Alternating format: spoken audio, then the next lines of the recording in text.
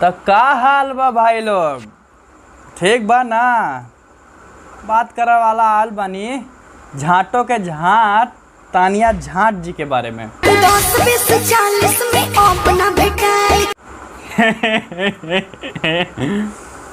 का बात बा भौजी, लागत डिमांड बढ़ता।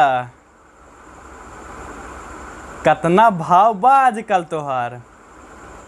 डीजल पेट्रोल के दाम बढ़ गईल बा, एके वजह तो आपन रेट न बढ़ा दिली हैं कि तुहार डिमांड बढ़ गईल बा रतिया वाला। तू ही ना कुछ दिन पहले कहत रहलू कि 10 दे के किस ला और 20 दे के मिस ला और 500 दे के ओहो में खोप ला। 10 दे के किस ला, 20 दे के मिस ला, अब 500,000 दे के ओहो में से चीख ला। कैसे कैसे लोग रहते हैं यार यहाँ पर। जब हले ना दे 2,000 हिमालय बाबू मिले ना दोबारा। समझ रहे हो दिनों पर दिन बढ़ता महंगाई। भाई लोग ओ भाई लोग, अब 500,000 में ना होई, अब डिमांड बढ़ गईल बा। ए भौजी तो तू ही नु बतावा कितना डिमांड बा, कोई फिक्स रेट वोट बतावा।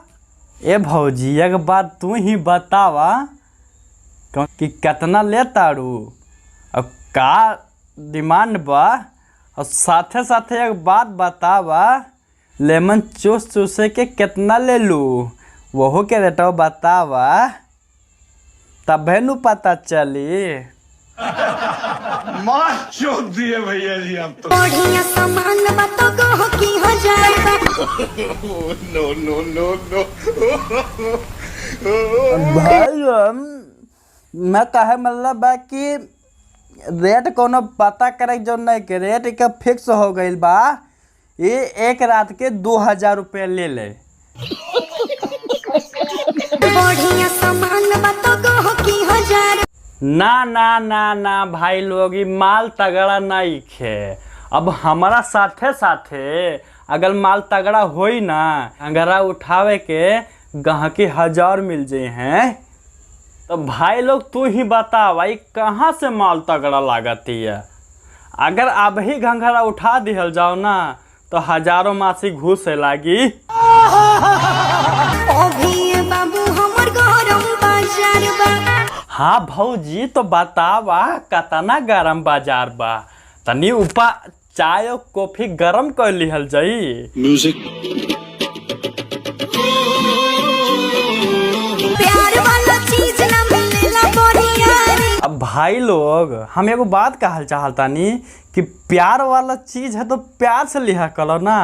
जब या जबरी करे के कोनो दिक्कत बका, अब प्यार से लिहा तो आनंद कुछ और ही है। भाई जबरी काहे करेली।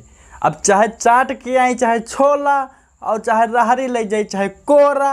बात तो सही है। जब हले ना दे 2,000 हिमालय बाबू मिले ना दोबारा। भाई लोग हम वीडियो यहीं पे बंद करातानी। अब भौजी के चाहे 2,000 मिली और चाहे फ्री मिली, हमारा तो कोनो दिक्कत ना बा। तो इसी के समाप्त हम वीडियो को समाप्त करातानी। और अगर वीडियो ज़रा सा भी अच्छी लगी हो, अगर चेहरे पे मुस्कान आई हो, तो कृपया करके चैनल को सब्सक्राइब करें और वीडियो को शेयर करें। धन्यवाद, बाय बाय।